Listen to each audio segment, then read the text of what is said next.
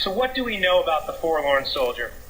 A term given to the statue by architectural historian David Ransom in 1993. The story goes, that he was a reject, that the soldier was a reject, that the wrong foot was forward, hence the name Old Hayfoot, that he was never sold, and that he was just kind of discarded. And Kelly family came in, purchased the work yard from James Batterson. Michael Kelly found the statue and decided to put it up outside of the stone yard on a pedestal where he stood for many, many years. He was the target of many snowballs, many rocks, many sticks. But the reality is that none of these things were true. He wasn't rejected. He wasn't Old Hayfoot. He wasn't forlorn. Certainly the Kelly family were the stewards of this statue for many years.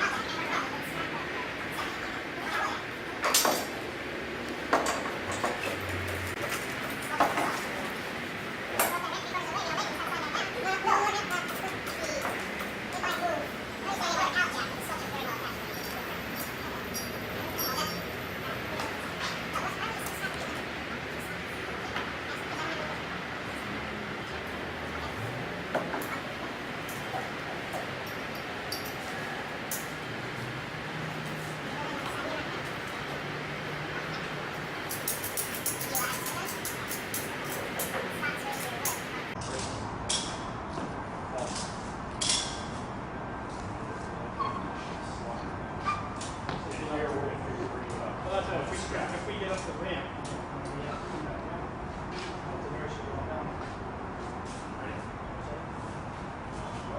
get up, we got a ramp up.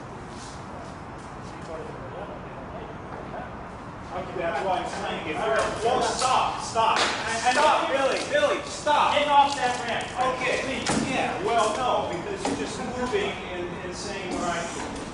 I know what you want. I know what you want. You're worried about one strap only, correct? I'm worried about it on the edge. I'd rather just put a soft strap there, and I know it can't go anywhere. I don't want a soft strap on this. So we need to come up with another solution. It's fine. Okay.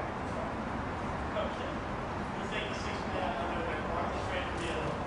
Get the 6 by out. Get on the side.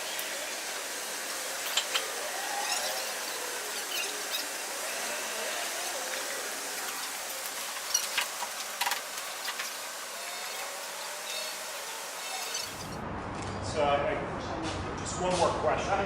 Are you satisfied with this strap? Okay. Just you make it so hard because I know it's fragile, but we've got to be able to touch it somewhere. But we can't. The sculpture's too fragile to push it. We have frames. But here's the thought. If you brace across the doorway, would block the projection. We can get it halfway. Well, you can get it all the front wheel inside the door. It wouldn't be. I think we might roll it. Yeah, we're going to. Okay, that's fine. I'm just saying there are alternatives. Of course there's alternatives. Without putting pressure on the surface. It's very friendly. I got you. We got to push on the inner foot. Right? Yeah, come up.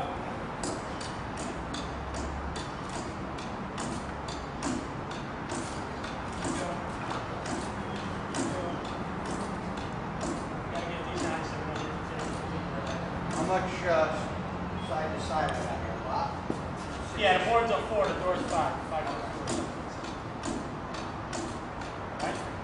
How's it 2 inches? Give you a little bump on the plate. Okay. 9 feet on that plate so your back feels nice. You want the tin in there? We'll put the tin in. That's Wouldn't hurt. That's a piece.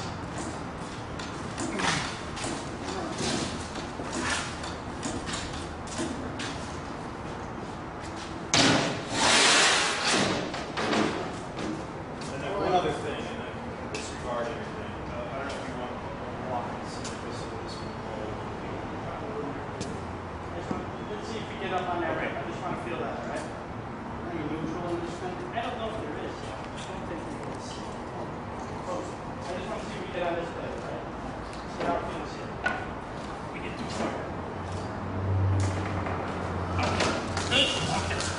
Come back to me. We'll be alright. We're gonna be alright, Francis. Even if you get nothing. That? I agree with you. I put a support in the middle of that. Okay, go ahead. Count down. What's that, a frickin' 2x4? On its side? We're gonna be alright. Just keep in mind what we can eat.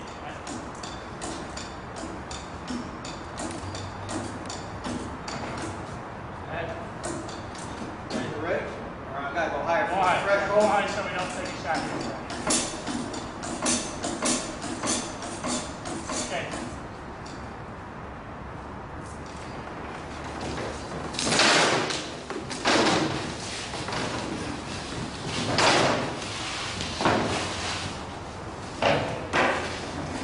I don't know my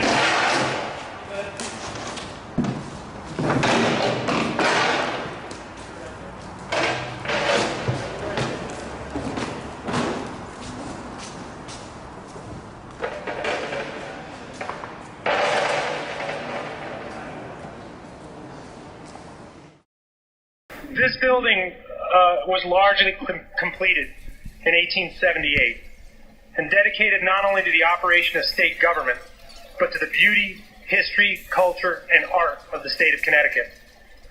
This is a place that was created by the Civil War generation, those who fought so that the nation might live.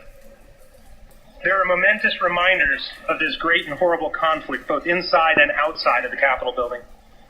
It is all together fitting, then, that we gather this evening to add another Civil War tribute, the Old Soldier, or Old Hayfoot, or the Forlorn Soldier, as he is sometimes called. And we do so on a momentous anniversary. This day, September 17th, 151 years ago, the blue and gray armies of the Civil War broke upon one another at Sharpsburg, Maryland. The Battle of Antietam remains the single bloodiest day in American history, with some 23,000 men killed and wounded in just 12 hours. Civil War monuments have often been dedicated on this important anniversary. Only steps from where we sit tonight, Connecticut regiments deposited their battle flags on September 17, 1879. The Hall of Flags was created via statute by the General Assembly. Only a few years later, on September 17, 1886, the Soldiers and Sailors Memorial Arch was dedicated. It is therefore no small matter that we are here tonight as citizens, representatives, veterans, servicemen, and women, and as friends to welcome this old soldier to his new and permanent home. He belongs here, as both he and the building were created by James Batterson, a leading monument builder and the founder of Travelers Insurance. And let us be certain that none of this would be possible tonight without the help of many people. So allow me to recognize the following people and request that they stand briefly when I call their name.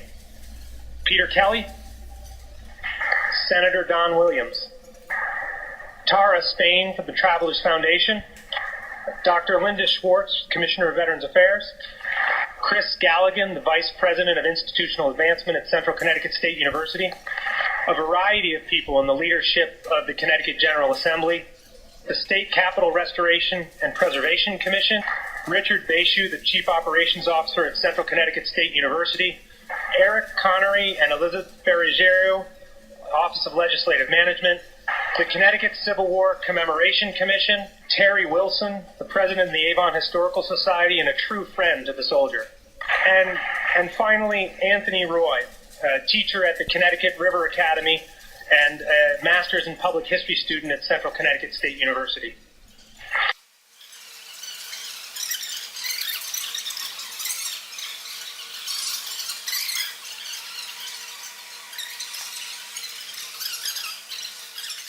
This soldier that you have before you reminds me of many of the veterans returning today and the plots and the plight of them.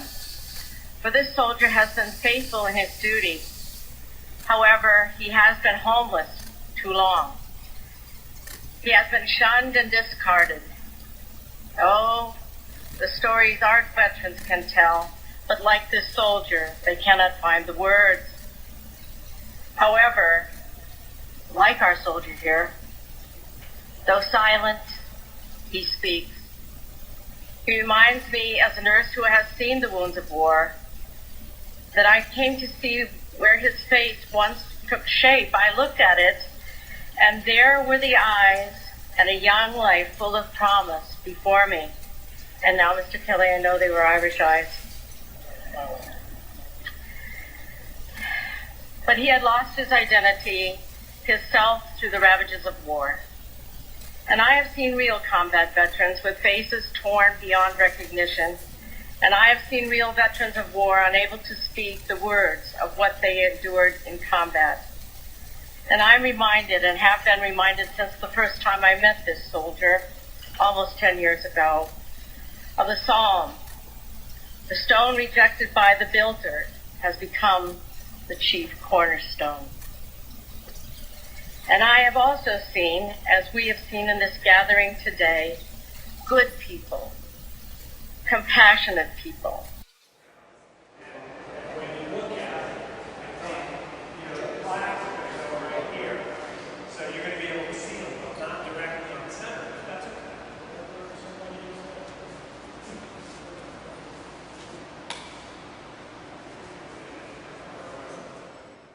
In a way, today feels like one of those homecomings. For decade after decade, this soldier has been out in the field, facing all kinds of weather and abuse. The battle has cost him his hands, his feet, and part of his face. But despite his wounds, he has clearly maintained his dignity. And he certainly has more than earned the honor of spending the rest of his days right here in this beautiful building.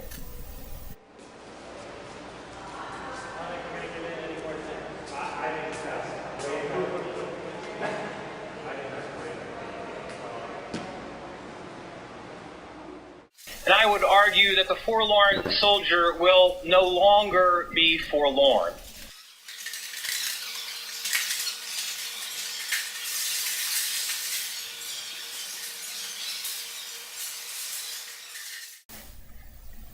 We hope that this placement here will remind the makers of our laws that veterans, this soldier standing watch at his very presence, and without uttering a word, speaks for all who served, who gave much, suffered much, and often remained broken for years. That just as we have brought this soldier of long ago in from the cold, and just as our veterans tonight are homeless on the streets of America, that we also, with this dedication, we all make the promise and make a promise to keep the faith with those who serve and those who stand forth to defend our nation's freedoms. We have a saying in the Vietnam veteran community: welcome home.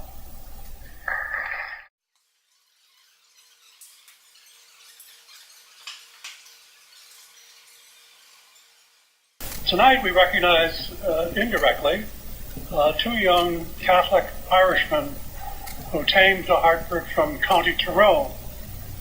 After 4 years, only 4 years here, they had the courage to start a business. It was called Kelly Brothers Cutstone Contractors in 1886. That little company grew, and it went through 4 generations of Kellys until it finally closed its doors. There was John and Michael Kelly, whose name will be on this plaque. There was Walter and John P. Kelly. John P. was my father. There was J. Michael Kelly, my brother, and 2 of our nephews, Douglas Kelly and Mark Kelly. Each one of these men carried a hammer and chisel for 101 years in our community. And ladies and gentlemen, this large, multi-generational Irish family has had an old fascination with the old soldier. In behalf of all of us, I want to express deep gratitude for everyone who had a hand in bringing this soldier here. At last, he will be out of the elements that have torn him apart and will be able to stand and speak by his presence to all who care. We express our very special gratitude to Matthew Warshaw. He conceived the plan after being introduced to him by Dick Judd. You remember Dick Judd? Former president of Central Connecticut State University. After being introduced to him in a very few minutes, we came up with a plan. And I must say, I am absolutely grateful.